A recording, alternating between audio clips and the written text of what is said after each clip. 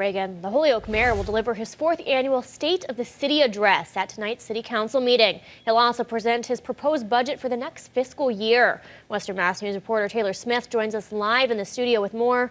Good morning, Taylor. Good morning, Sloan. And that's right. Tonight, Mayor Garcia will present a $180 million budget proposal to the city council, then give his annual State of the City address.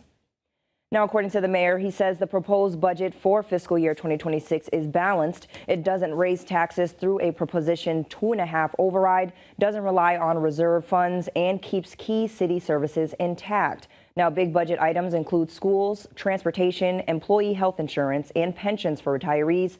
Mayor Garcia also says he's been cautious with revenue projections to give the city more flexibility in case the economy shifts. Now, he says this budget reflects the city's current needs and stays within expected income and expenses. And the budget is based on numbers from the Senate's version of the state budget that could change depending on final decisions from the governor and legislature.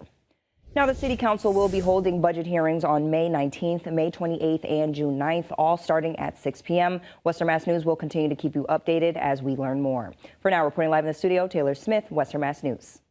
Thank you.